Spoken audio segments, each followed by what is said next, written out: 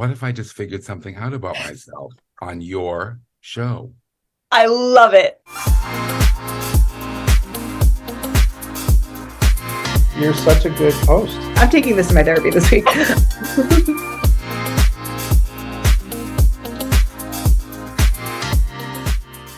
Today's guest is best known for his roles as Teddy Brimley on The Blacklist and Lester on Only Murders in the Building. Please welcome to the Zoom, Teddy Coluca. Oh, find me. There I am. Hello. Hello there. How are you? I am good. How are you? I'm good. Thank you. I'm so excited to talk to you. Thank you so much for your time and for doing this. I'm excited to talk to you too. Wonderful. Let's just get right into things. Where are you from? Originally, I'm from Brooklyn, New York, so you may hear a few uhs and buts, but I'm from Brooklyn, New York, and right now I've lived for the last 50, 60 years in Bergen County, New Jersey, which anyone from New York knows it's right across the George Washington Bridge. So that's where I am now. How would you describe yourself as a kid?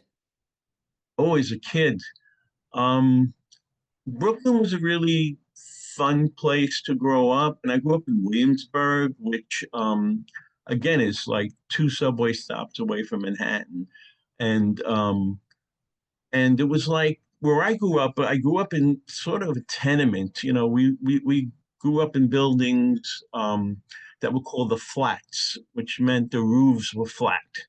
And there were seven or eight buildings, one after another, 5 stories high, four apartments on a floor. And that block was a city within itself. It really was. I mean, and it was actually even broken down to less than the block because uh, the left side of the block basically didn't hang out with the right side of the block. And don't ask me why. It was an Italian neighborhood. Maybe there were more Italians on the right side of the block and less Italians on the left side of the block. But it was a little city within itself. We didn't go very far. I remember when we went school shopping for clothes to Manhattan, we would take the subway and we would come right upstairs in a store called Klein's, and then we would get back down on the subway and we would come back to Brooklyn. So we never even walked through the streets of Manhattan. We just went subway upstairs and then right back to Brooklyn. But I mean, the block, even today, I still am friends with my friends that were my friends when I was 10 and 11 years old. And we see each other from time to time. We go to one guy's house a couple of times a year for Labor Day party, which we're not going this year because he had an operation, but that's another thing. And then we go there usually for Super Bowl. And then every year in my neighborhood in Brooklyn, there's this big Italian feast, and it runs around 2 weeks, and everybody from the neighborhood comes back. And Mm. there's a certain day you can go when they do something called lifting the Giglio, where they lift this big saint. It's about 100 feet high, and there's like 100 men underneath, and they basically dance it through the street. So on Giglio Day, everybody comes back, and it really was a great place to grow up. I mean, I just learned so much about life, both crooked and legal on that block. I mean, it was you knew who the mob guys were, you knew who the bookies were, and that's just how it was, and everything was accepted. I mean, and so that was Brooklyn, and it was a great place to grow up. That's beautiful. How were you introduced to the arts? Was it through your parents or your family? No, not at all. My mother wanted me to go work for the post office. Said, why don't you get a job at the post office? It's a good job. And I really didn't realize what I wanted to do until I was a little older. Um, in 1980, I don't know how old I was, 30 something, 20 something, late 20s. And I always had this thing about if I went to a wedding, I was the funny guy at the table. and people say, you should whatever this, you should whatever that. So in 1980, I sort of had the bug to do stand-up comedy. And I wrote myself some kind of a routine. I forget what it was, but I can remember Memorial Weekend 1980 was the first time I got up on stage and I did like an open mic. Mm. And it was okay. It went over well because I was this little fat guy. I had big bushy curly hair, and and I would hear people as I was introduced to go up on stage, and I'd be walking through the audience to get to the stage. I'd hear somebody say, "Oh, this guy's gonna be funny," and I didn't even open my mouth yet, you Wow. know. Yeah. So it was really, I really had the comedy bug, but then it didn't take long for me to realize I wasn't angry enough to be a comedian, and I decided it was a whole big, not a big thing, but I was doing a show with another comic, and I had a joke about a roach motel. If you remember, you're too young to remember, they had these roach motels. Roaches check in, but they don't check out, and it was a, to get rid of the roaches. And if there's roaches in New York, believe it or not. Um, and I had this joke about Roach Motel, and I did this joke, and it went over well. And then this comic who was a little more established than I was went on, and he had a Roach Motel joke, and it fell flat. He came off stage and he just ripped into me and said, "I do a Roach Motel joke. How could you do a Roach Motel?" And blah, blah, blah. Yes, right there, I kind of said, I don't think this is for me. I had a real job then. And I just said, I'm just going to forget about this for a while. And I did. And then I sort of had the bug again. And someone had said to me, why don't you try to do commercials? And it was a big thing then that comics being quick on their feet, they're good for commercials. So I got very fortunate, and I got myself an agent who the first day she looked at me said, "Kid, you got a great mug." And from there on in, I had a really, really good career doing commercials. For I had to end up quitting my real job because doing commercials just got in the way. Wow. 1900s. And I really, I mean, I was just, I sold everything. I just was very, very, very lucky. And I had a commercial running somewhere in the United States for 18 years straight. Like there was some kind of a commercial that I had running from like, I got to get the dates right. I know it ended around 2007. So from around whatever it would be, 1989, I had a commercial running somewhere, something, and more than once sometimes. And oh yeah, it was good. I had a good commercial career. But back then it was kind of, you were labeled. Like if you did commercials, they didn't want to see you for anything else. Oh, he does commercials. No. What about Teddy Coluca? He does commercials. So I was with a great agency and who had a great legit department, and I couldn't get through that wall. I kept saying, I want to get to the other side of that wall. And I didn't. But slowly, again, you ask me another question. I don't know where I'm going. I don't know where I'm going. But slowly, I developed a legit career. Mm. And that came from, I always did theater. I always did theater. I've only done one Broadway show, but I always did theater. I did tons of off Broadway.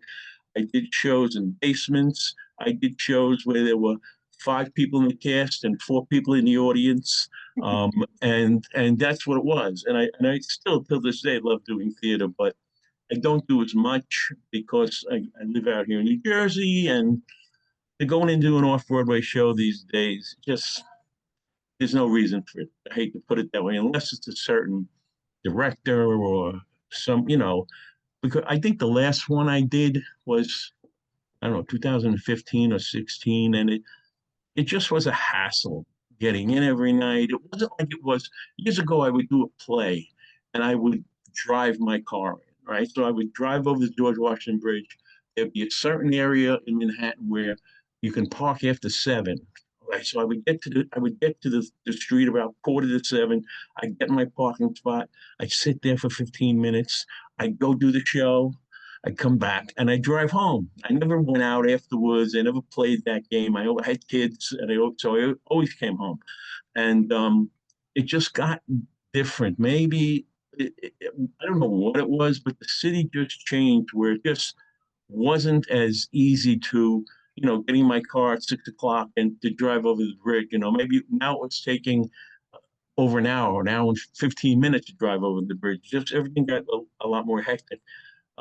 But what happened was I had a little theater company out here in New Jersey, a little equity company that I was part of for 10 years.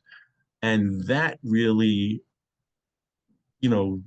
just solved my theater itch, because I was sort of third in command in the company, and I got to do pretty much what we wanted to do. So, and we had a great space, and like anything else, COVID killed it because we lost our space, and now we don't have a company. But for that last 10 years before COVID, we were doing 12 Angry Men. We were doing just some great plays. And I'll tell you a story how that little company in New Jersey got me the part on Murders in the Building. So we can get to that eventually. But Oh, I want to know. You want to know now? Yeah. So what happened is we were doing these plays and we were doing these little things, and they would listen to me. I appreciated them. They appreciated me. And so I saw this play. I read this play called The Underpants, which Steve Martin adapted. And it was an old German play, and it was a funny play. You don't know really where it was set, but the whole premise of the play was this woman somehow is in the center of town, and she falls down, and her legs go up in the air, and her whole town sees her underpants. And then the play it's funny because they own this rooming house, her and her husband, and it's all these characters who come in now. All of a sudden, they want to try to move into the rooming house and stuff. So you see these couples. So what happened was when we were auditioning people, I remembered, but maybe I didn't remember at the moment, that there was an old guy in the play, and he comes in for one page in like page 26. He comes in for one page, and he sort of just he walks off, and whatever. You just see him, and he comes back at about page 90, and he's in for like the last 25 pages of the play, and he's this guy. He's a scientist, and he's sort of quacky and whatever, and I said, when we were auditioning, I said, you know what? I'm going to play that part. I'm going to play the old man.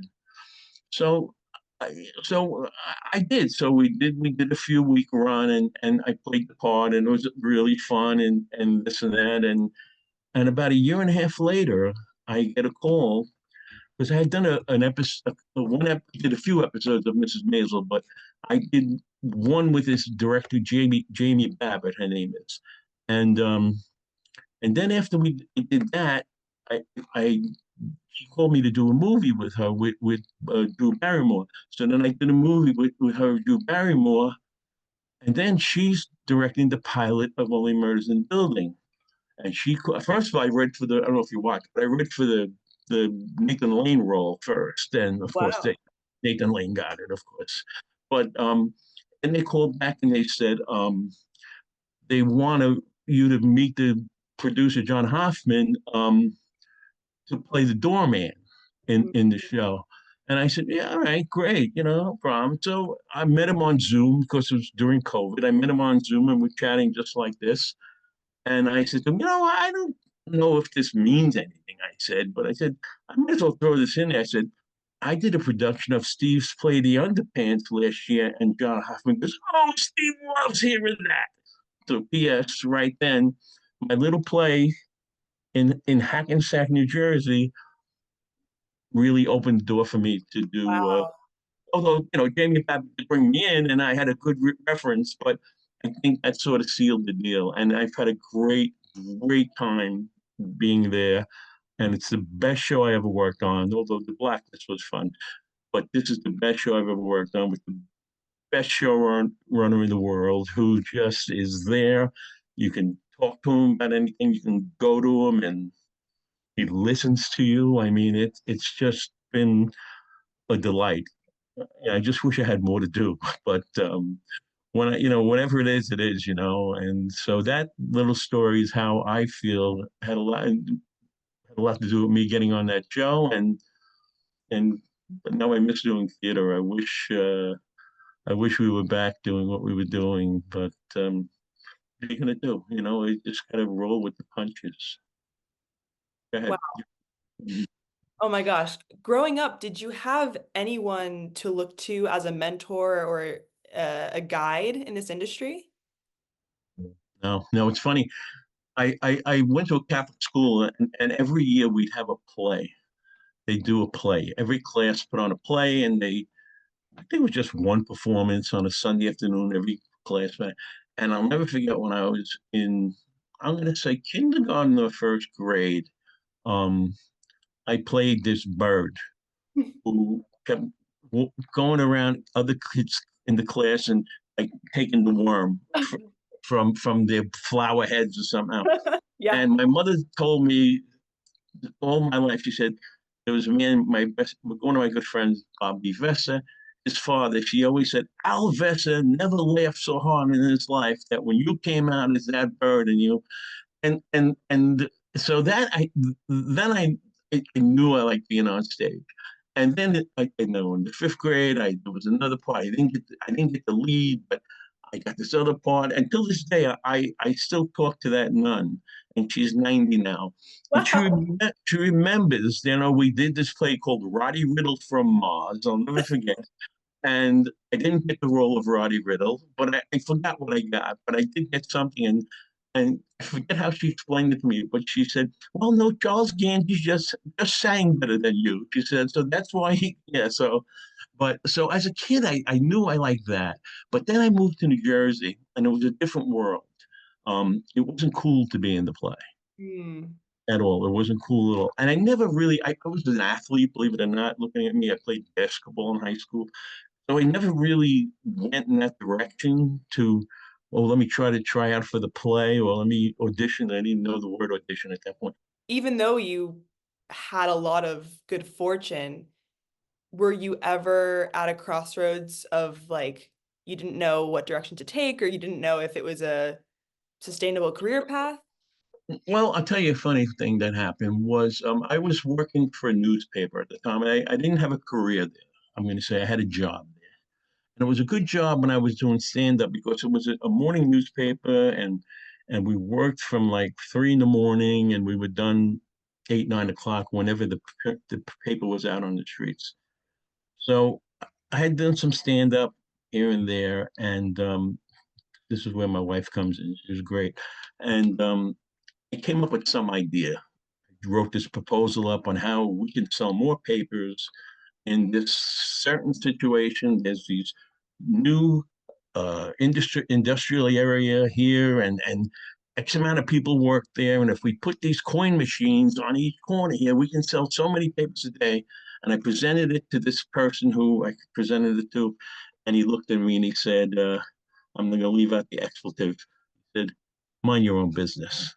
So Oh, right then, it really it just got to me, So it wasn't long after that I came home and I had the bug already. And I said to my wife, and this is true. I came home and I said, and we had 4 kids. I came home and I said, I think I want to try the acting thing. And she said, okay. wow. And yeah, but I figured out ways to pay our bills and this and that. But then again, like I said, I got lucky. Pretty people tell me to use the word blessed now, not lucky. I was blessed pretty quick and started doing commercials and so things weren't rough for too long. The frustration was not being able to get beyond commercials. Hmm. That's what the frustration was. But I was working like crazy. I was going all over the country to shoot commercials in different places and shot commercials with celebrities and so I just that was the frustration and not being able to take it expand more as an actor. But it was like I had a job, and I thought I was trying to get into sales within the newspaper. I wanted to get into advertising sales, and they just didn't. Sometimes you get a label and you can't lose Yeah. it.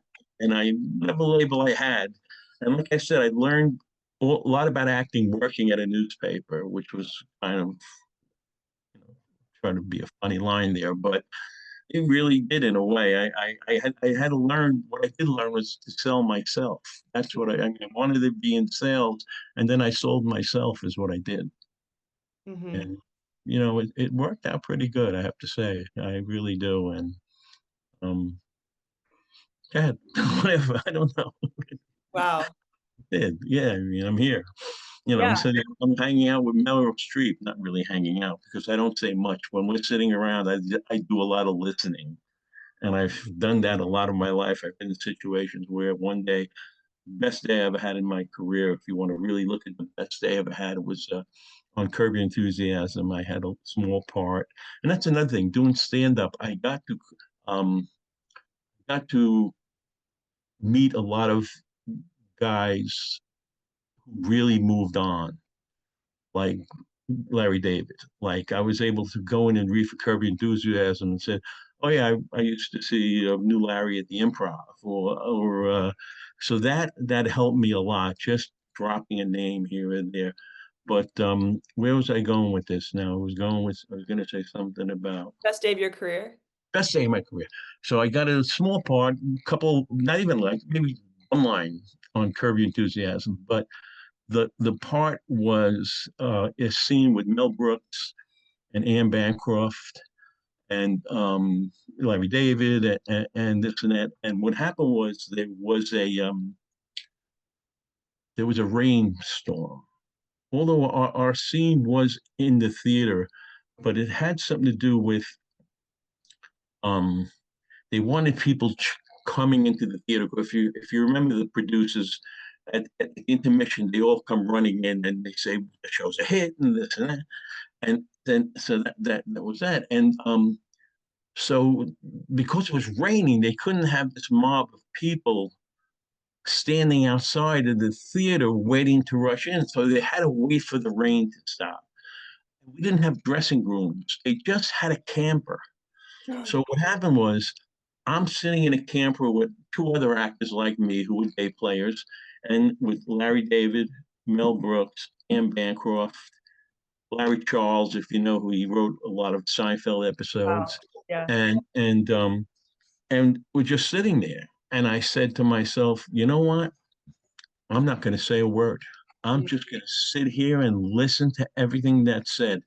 And I learned a lot that day. Mel Brooks talked about Gene Wilder, and he talked about the original producers, and I learned a lot. And then I got to work 4 days with Mel on the musical The Producers, where I played one of the convicts, and that was fun because he was right there with us for 4 days, and that was scene with Nathan and Matthew Broderick and Will Ferrell was in that scene, and that was whether he remembered me from Curb, I don't know.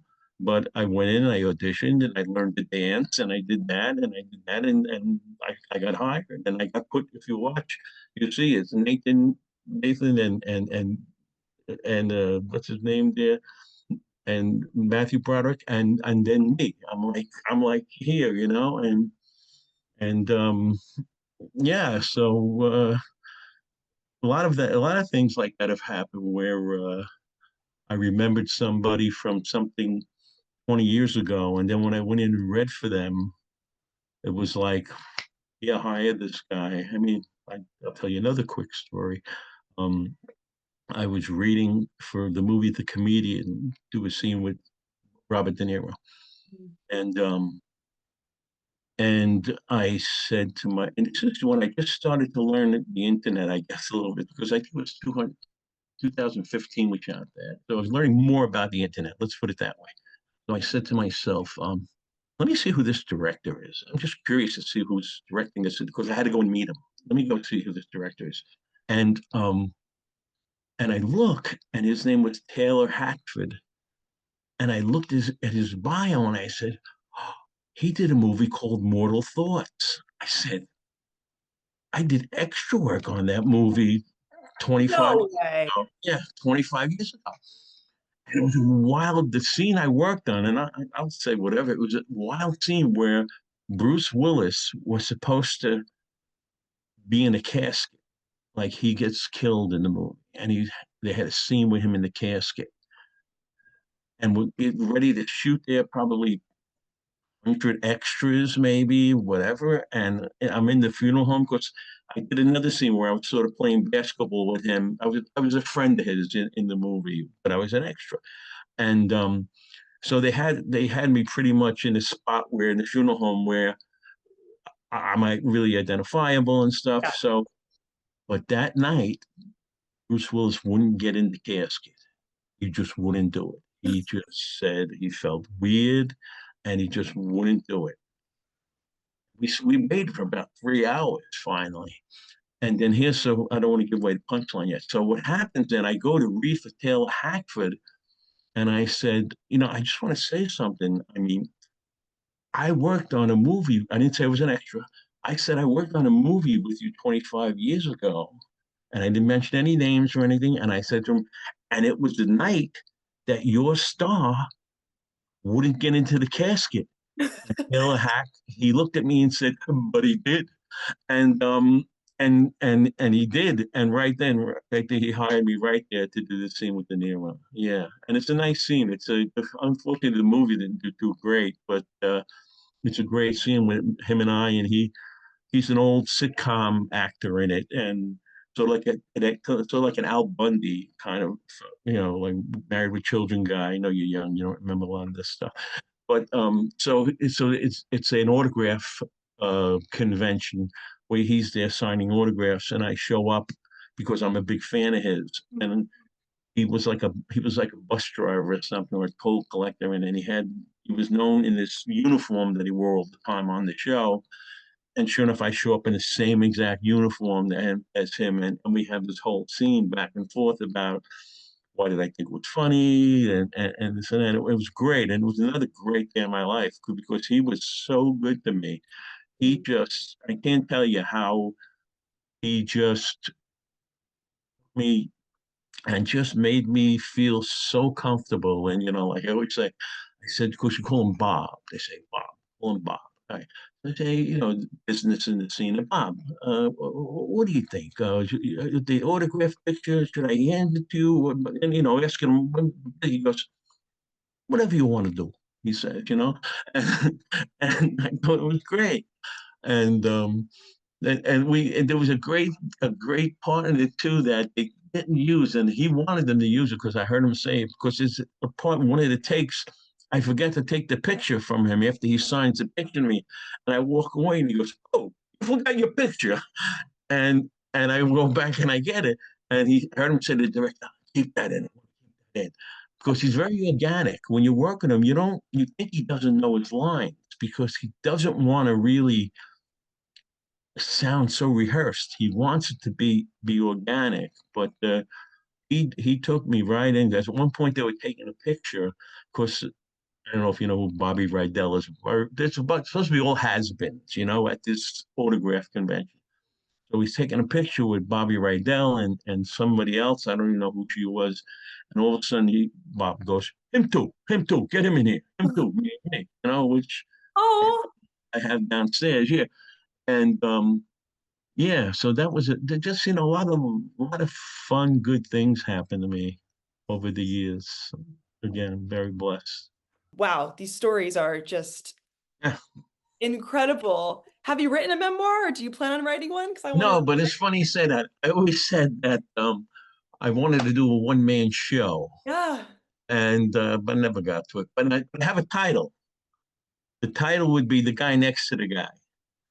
And so that's as far as I gotten so far with the title. But no, I mean, we can get to my years on the Blacklist were like it was a very difficult job because, and go ahead, if you want to ask me a question, then you can edit whatever you want to.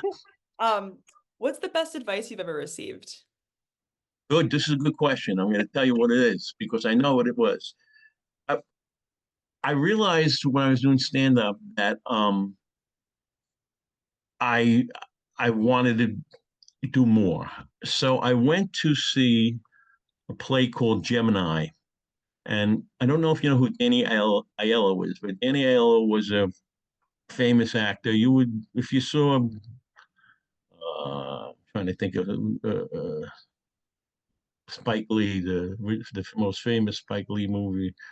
I can't think of it. Anyway, Danny Aiello was a great actor. He was in 100 movies, and I saw him do this play called Gemini on Broadway, and he was playing this Italian guy, very loud, very boisterous, and this and that. Like that's when I looked and I said, I can do that. I can do that. So here's the advice. So I don't know how many years later, Do the Right Thing is the movie, the Spike Lee movie that Danny Aiello was famous for. But anyway, so years later, Danny Aiello, he's very famous. Everybody knows who he is, and he's doing a radio show, talking radio show. And I always was a radio listener. I love the radio, and Danny Aiello's on the radio, and people can call in and ask questions. And it's funny. I have another Danny Aiello story, but I'm going to tell you this one first. So so he says, I said to him, Danny, I'm a big fan, and I saw you in Gemini, and I saw you in this, and blah blah blah. I said, could you just give me a word of advice? Could you just give me some advice? And he was on the other side of the radio, and he said, yeah, I got a good one. He says, know the difference between persistence and obnoxious. Oh, Said wow. to me. He said, and I said, really? He said, know that difference, know that line between being persistent and being obnoxious. All right, good. Now I'm going to fast forward 20 years later. Okay. Had to take my wife to get some tests done at at a hospital, and no big deal. She's fine. She's inside. And so it was the hospital's pretty big, and it's four, five, six buildings. So what building do we go to? We weren't sure. So we're walking towards this building, and see there's two people coming towards me. And I said to my wife, I think that's yellow. I think Danny Aiello is walking towards me. Is coming this way. And she goes, and he gets closer and closer. And I said, it's Danny, it's Danny. And I stopped him. I said, Danny, I got to tell you something. He says, and he gets stopped all the time, this guy, all the time. And I said to him, I got to tell you something. I said, I'm an actor. I said, and 20 years ago, I called up a radio show and I talked to you. And I said to you, can you give me some advice? And you said to me, know the difference between being persistent and being obnoxious. And when I said that, his eyes sort of lit up a little bit. And this just had happened. I said, and I got to tell you this. I just got my first Broadway show, and I'm going to rehearsal next week. And he stands to the guy, and I'm 50-something years old now. And he looks at the guy next to him, and he goes, you hear this kid? 20 years ago, I told him about being obnoxious, not being obnoxious. And now he's got his first Broadway show. He told me, kid. And it was like, and, my wife can back it up. And it was like really, really thrilling that, Danny Aiello, I was able to, bring this to him 20 years later. And so that's the advice. Know the difference between persistence and obnoxious. That is incredible advice. I had a very similar experience with James Corden, where I was in the audience of his show and I asked him if his 15-year-old self could see him now, what would he say? And he got emotional, and it was like a really just beautiful moment. And then I saw him at a SAG event like 2 years later. And I got to talk to him, and I told him that I was the one who asked that question. And just like you said, like his eyes lit up and we had a really beautiful moment and got to chat. And yeah, those moments are just pure magic. Yeah. Yeah. I mean, if we're going to get into murders, I can tell you a story too with Meryl. 25 years before I did Murders in the Building, I did a movie called Music of the Heart. and Meryl Streep was a star of it. It was a story about a music teacher who gets sent up to East Harlem to really the bad neighborhood to teach these kids. And I had one little scene with her where she's in a taxi cab, I'm the taxi driver, and I'm driving her to East Harlem, and all of a sudden the kid runs in front of the cab, and I have to jam on the brakes. And I just turned around and I say to her, "Welcome to East Harlem," like that. So here's what happened. So the day I'm supposed to shoot with her, or I'm going to shoot with her, she's not there. She can't come for whatever reason. She got busy doing something else. So I have the director of the movie, and who was Wes Craven, who was really a horror director for many years. So Wes Craven is playing her in the back of the car, in the back of the cab, and they shoot me. Mm.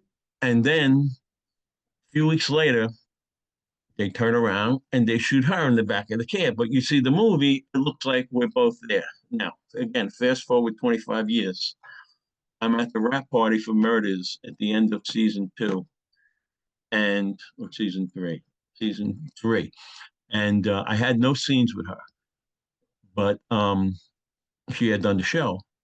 So we're at the wrap party, and I'm with the fellow who plays Michael Creighton, who plays Howard in the show, and we're standing there, and she knew Howard because she did some scenes with Howard.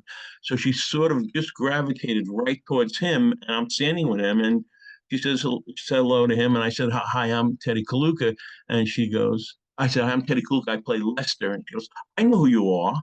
So right there, I went, "Oh my God, Meryl Streep knows who I am," you know. But I knew she watched the season or two before. She didn't know who I was. But I said to her, "I've been waiting 25 years to tell you this story."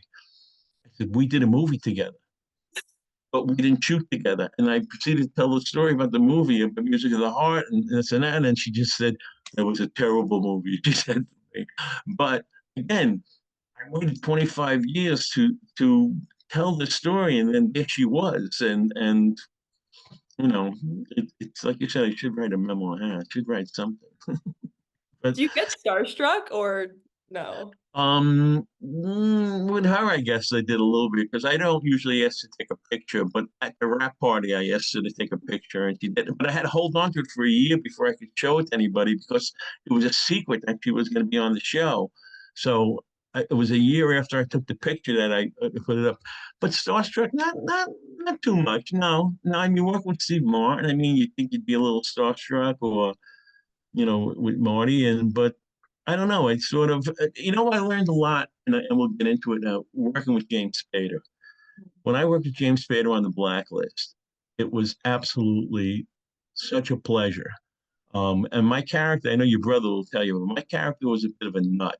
Yeah, he told me. Yeah, he tortured people, was basically what he did to get the information out of the person that James Spader wanted. James Spader would call me his interrogator, but I really tortured people. But you never saw it. You never saw it. You only saw me come out of a room and there'd be a guy hanging upside down behind me or this and that. But you never saw me do anything devious at all. It was all about the comedy and the character, and he had an oxygen tank, and you would think that this guy is torturing people. He can just about move around. But I learned a lot working with James, and because it was a tough character to play. Because again, you can ask your brother because her brother he watched the show, and we dealt a lot. Brimley, the character, dealt a lot with animals. Animals were very involved in his torture tactics. We don't know how, but I would come out of a room. I had a llama, and I would give James Spader this information about this, and then I just walk away with the llama, never explaining what the llama was about.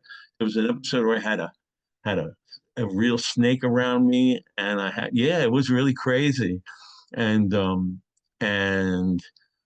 and it was crazy because really, and the funny thing was they said to me, "Don't worry about the snake biting you. We fed it yesterday." Oh, Yeah, but it was a little crazy because they'd always and one of the producers said to me, "You should have been at some of the meetings and heard some of the things else they wanted you to do that we just had to say no to." I mean, originally when I got the job, the first maybe the first time that I got called back to do another episode, my agent calls me and said the casting director called and said she has a question, but he has to say too, she's never asked this question to an actor before. I said, yeah. She goes, how do you feel about working with a baboon? Oh, And what do you say? How do you feel about working? But anyway, the joke was they didn't use the baboon. I think because they felt it was going to be too vicious. But the joke was the baboon wanted too much money. So yeah. But I mean, I worked with everything from I worked with rats, believe it or not. I know it's disgusting, right? But I think this is wow. so. James, we work with the and they told me I'm going to work with rats, and I said, no, I figure you're going to be in a cage, and I'm going to walk out, get rats in the cage, and it's got rats, whatever, Brimley, haha. And so as I show up that morning, they said that they want you to go downstairs. They want you to meet the rats, and I went, what? Yeah, they want you to meet the rat. All right, good then.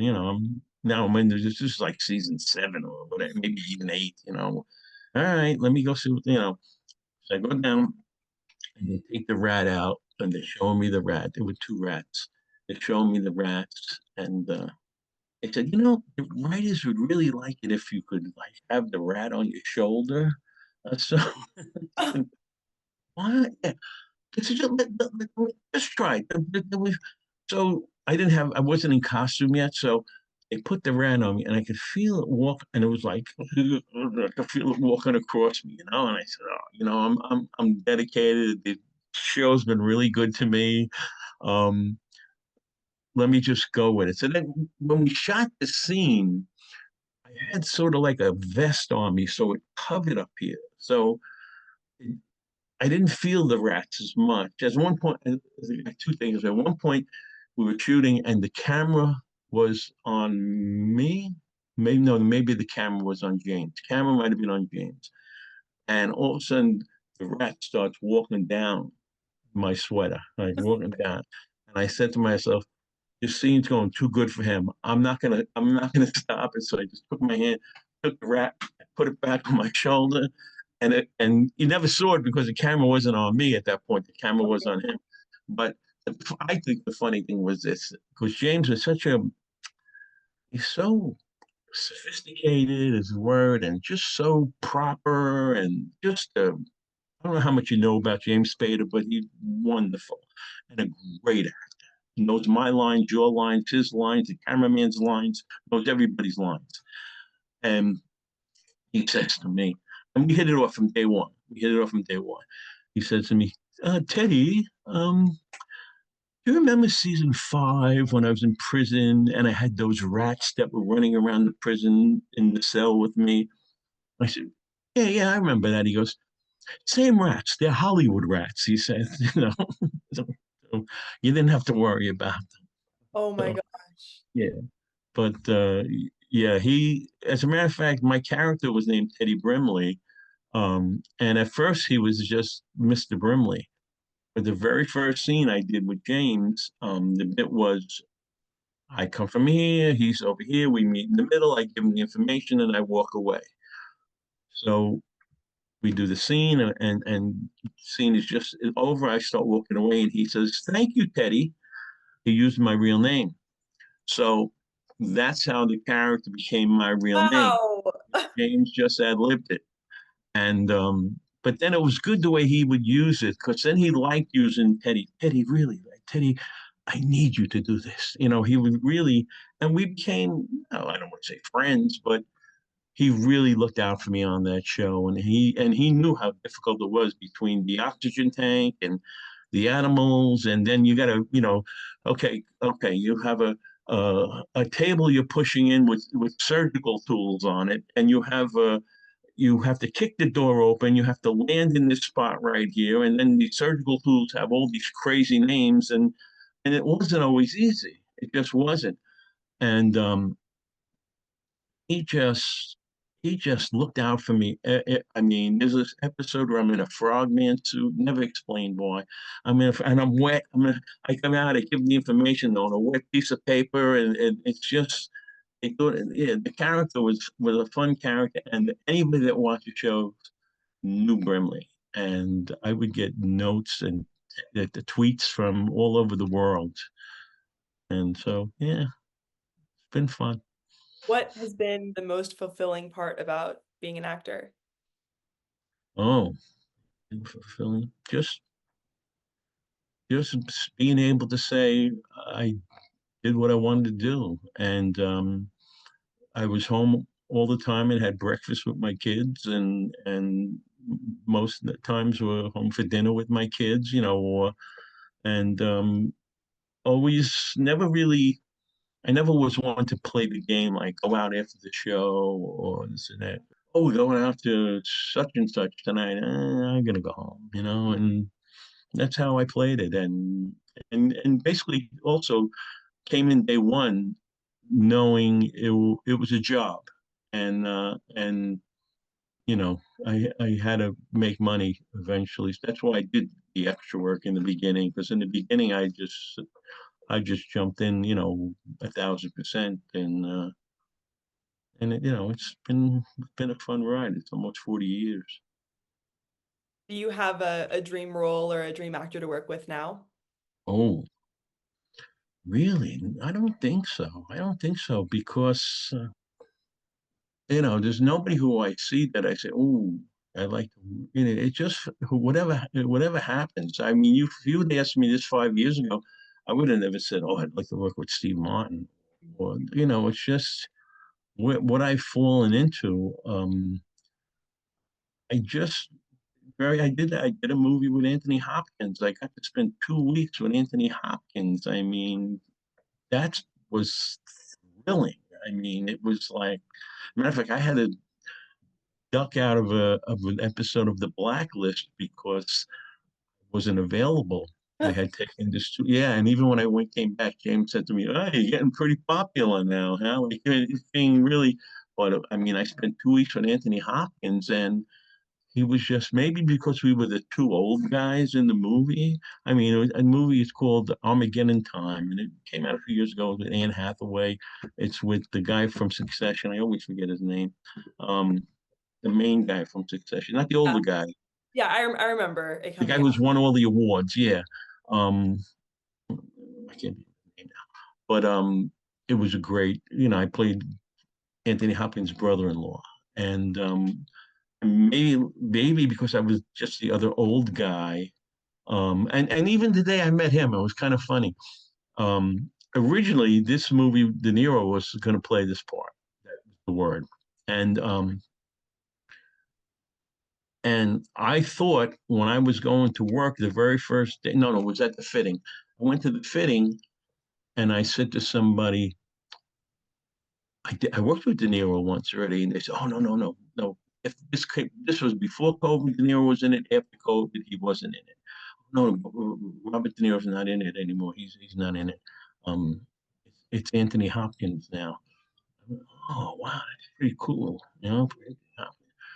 So the first day of shooting with him, we're on this set, and it's a house in Teaneck, New Jersey, and across the street they rent another house as sort of a holding area for everyone.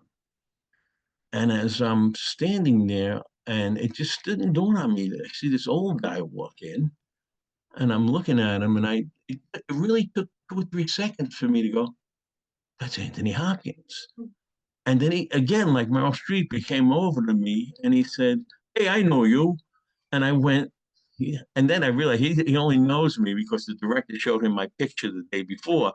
But for him to say, "Hey," and this is what I thought was great, he said to me, "How is this guy, this director?" He said, "I only met him yesterday. How is he?" And I had done 2 movies before with him.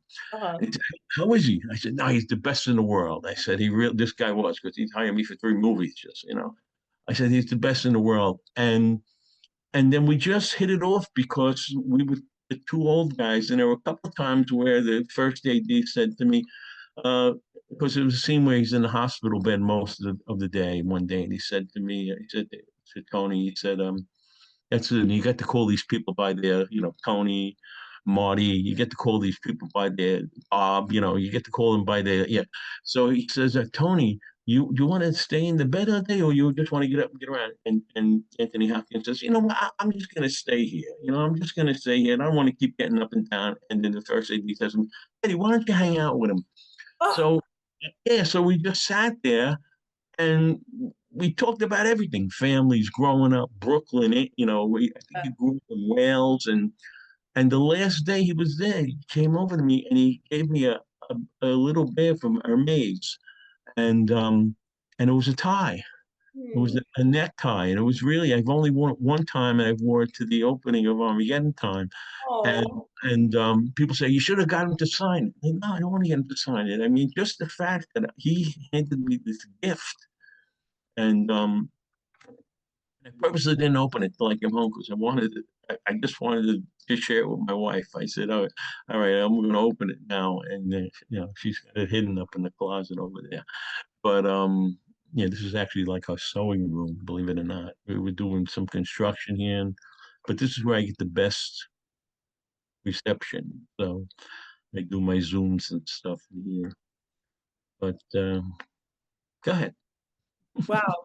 No, it just hearing about like your life and how much joy you've had living your dreams is so beautiful. I think it's like what anyone wants out of life.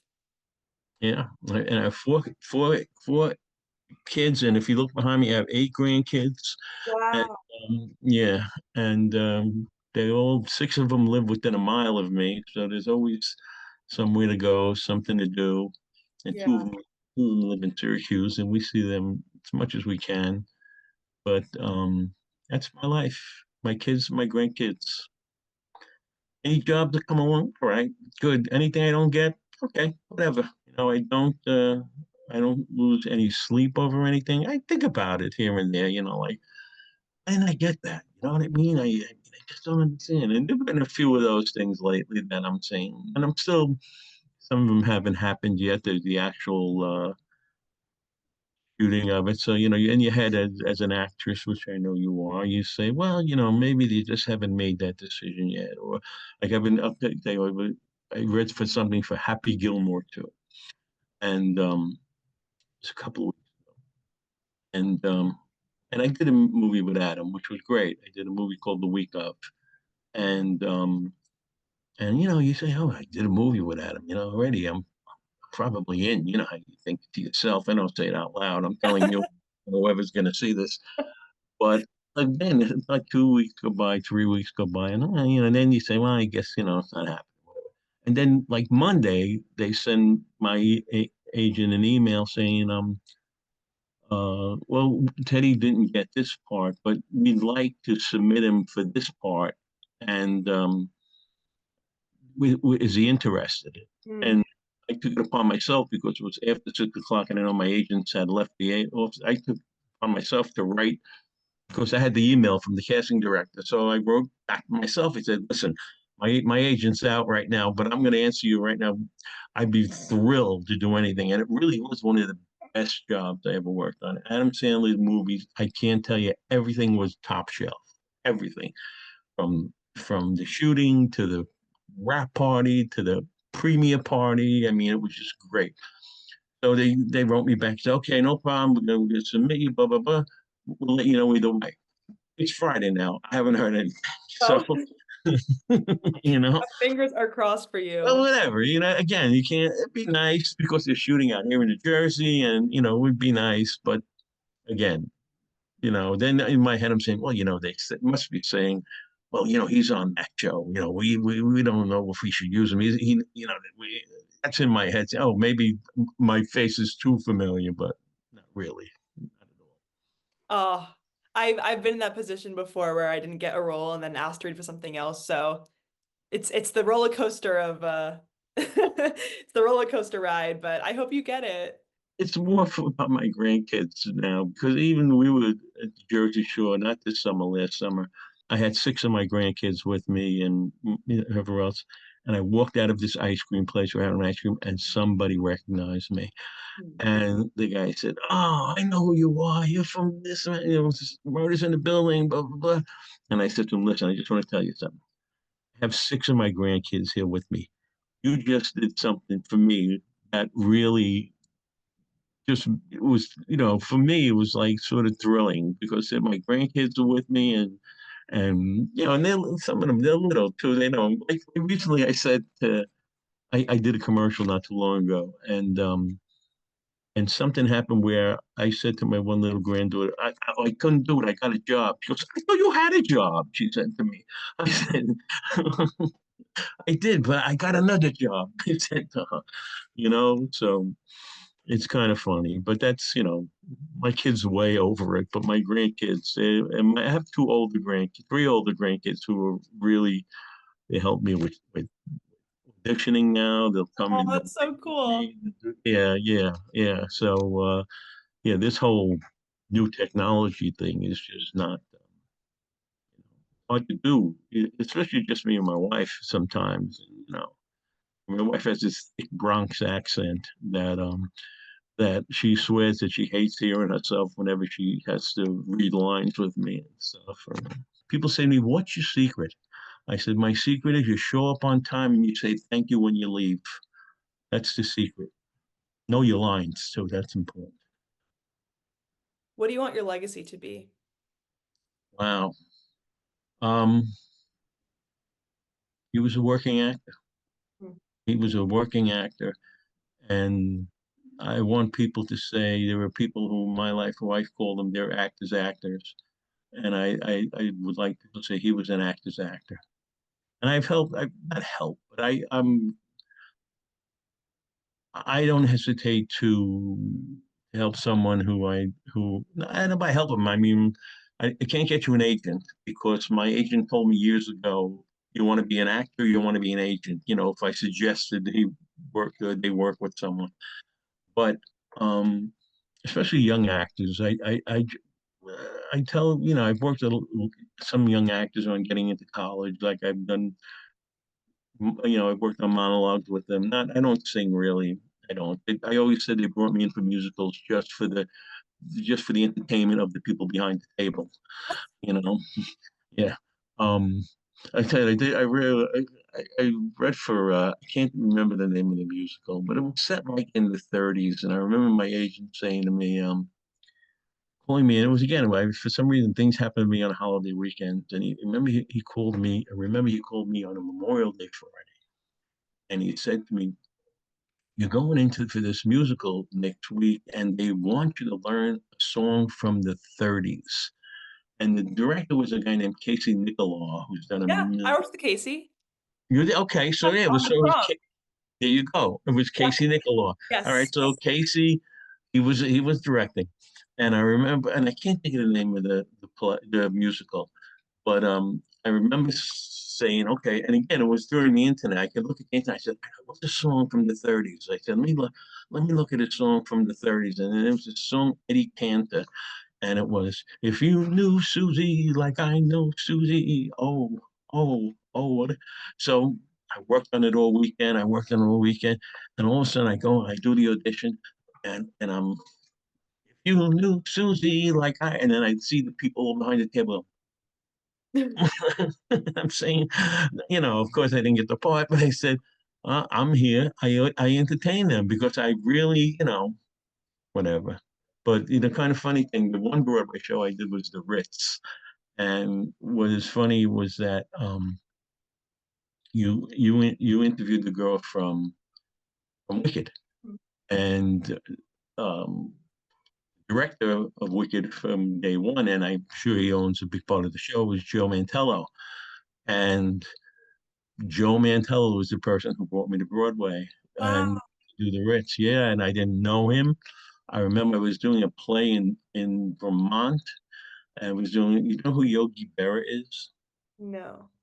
Okay. Yogi Berra was a famous baseball player. He played for the Yankees. He he. If you look him up, he whatever. He had all these yogiisms. He would say things like, if you come to a fork in the road, I can't even think of it, but yeah. Nobody goes to that restaurant anymore. It's too busy. I mean, he had all these yogiisms that he said. But anyway, I was doing this one man show in Vermont. I was playing Yogi Berra, and people in my era, Yogi Berra was one of the greatest baseball players.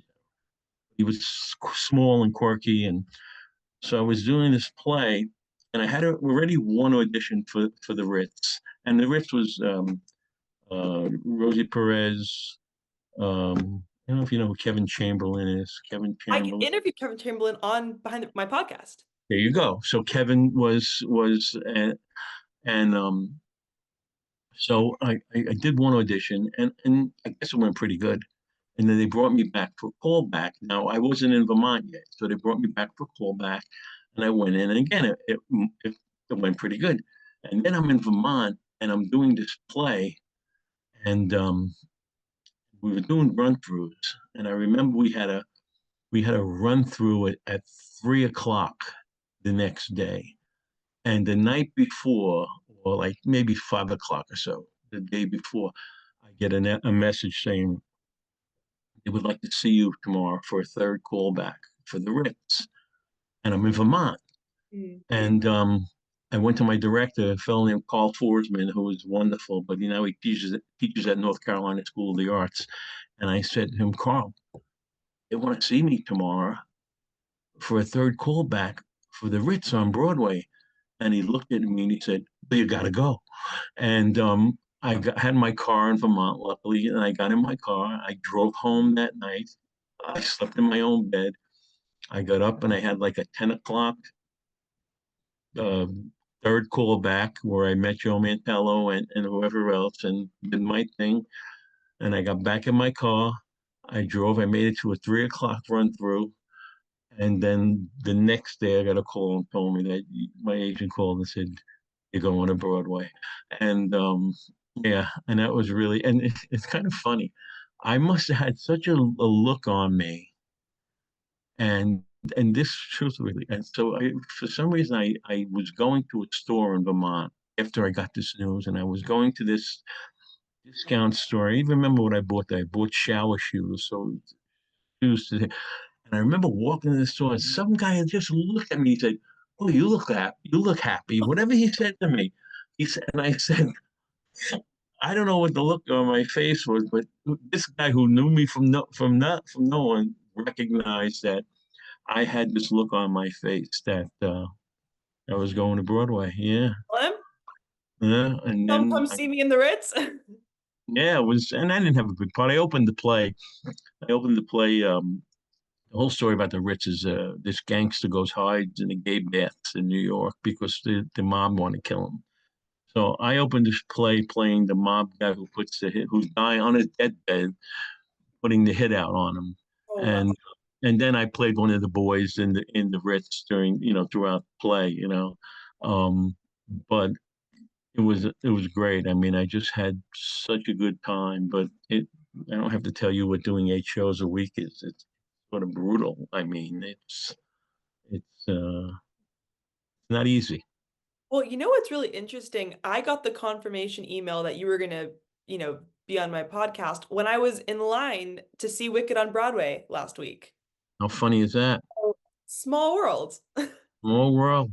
Yeah. Thank you, and thank God for Joe Mantello. I mean, I really I didn't work with him after that, but I can not that I did nothing wrong. I mean, but with our little theater company, we did a couple of plays that he had directed, Hmm. and there was a couple of times that I had a question about something, and I just would email him, and he would answer me right back. And there was one part in one play, and I can't get in desert something. I wasn't in it, but um, there was never showed when this one character enters again at the end of the play, and he was a prominent character in the play, but for some reason it was left out of the printed copy of the play. And I had to call him, I had to text him and say, Joe, this guy, I don't see where he comes back in. When does he come back in? And and he just answered right away and he said, oh, yeah, it's here at this point, at this line. He said, and I have to call Robbie, who was the guy who wrote the play, and tell him to call the printer and make a note of it that they have to change this because it's not in there. Yeah. No, Joe was good. Joe was good. He was tough, but he was good. Yeah. What advice do you have for aspiring actors?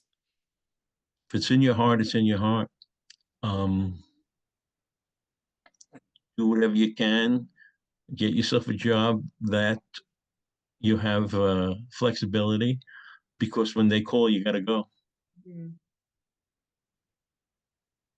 Very important. Flexibility is important. That if you, I don't care how you make your money, temping here, doing this and that, but when they call, you can't say, "Oh, I have to work tomorrow." It just don't work. They may not call again, and especially when you're a character guy like me, you're not the next Tom Cruise, so no one's really, you know, banging your door down. You're really doing all the work yourself, and that's advice I have. And I don't let anybody discourage you, and just again, it's a little different from when I was started out. When I started out, you can get into buildings, you could slide pictures on the doors, and they this is a great story. What's his name? Law and Order. Anyway, this great actor, famous actor. He was in Company when Company came out years ago. I'll think of it in a minute. And he held the record for he was most performances on Broadway. And his name. And so one day they were doing this movie called Cadillac Man. Robin Williams, who else is in it? But so we were at the stage where we were going, we can get into a building and you could slide your picture under the door, and hopefully the casting director, Jerry Orbach, hopefully is his name, Jerry Orbach. Hopefully the casting director would see it, or not the casting director, but the girl at the desk would see it, and somebody would pick it up. And I remember going in and doing that with this movie called Cadillac Man. I went in and I slipped my picture under the door. And again, Jerry Orbach was a famous Broadway actor. Famous, I mean, and so I go back to the elevator, I hit the elevator, and I'm in the elevator, and Jerry Orbach walks into the elevator. Now, he must have seen my picture come sliding under the door. And again, I'm really green early in my career, and I'm in the elevator with Jerry Orbach, and he looks at me and he says, "A lot of good parts for us in this movie. For us. A lot of good parts for us in this movie." And I went, "Wow. Jerry Orbach is telling me that there's parts for us in this movie." And it was about a car company, lots of salesmen and this and that.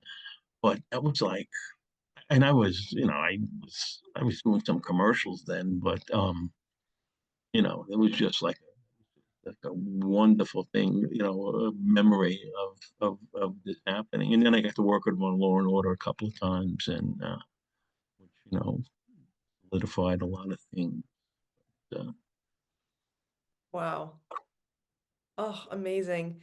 But no, I mean, I appreciate this, and it was great. And let me know when I can see it. And of course, my friend Michael Creighton, who plays Howard on Murders, said to me, "Let me know when it comes out. I want to watch it." So This? yeah, yeah. So Oh, you can put in a plug that Michael Creighton is a wonderful man on Murders. He oh my plays, gosh. If yeah. if he wants to be interviewed, I'd be more than happy to have him on. Well, you can try to contact him, but I don't know. He had a nice article in the Times this week that you can read. If you Yeah. look, yeah, Michael Cyril Creighton. I mean, he's he's he's taken off with this show. Yeah. He's a regular cast member now. He's not like a guest star or co-star like me anymore. But he's the nicest man in the world, and he just might do it. So I'm sure you know how to contact him. Yeah.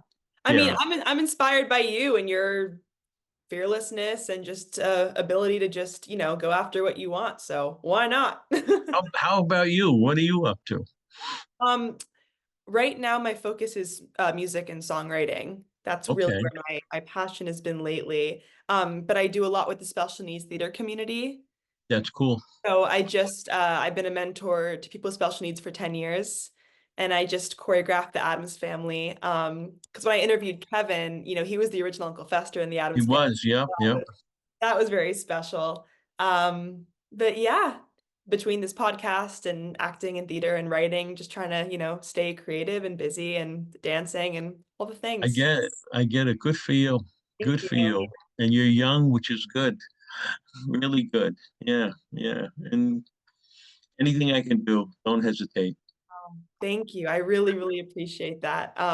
My mom is like Miss Maisel is like her everything. It's her favorite show in the world. So Okay. my mom and my brother were both like freaking out when I told them that I was interviewing you.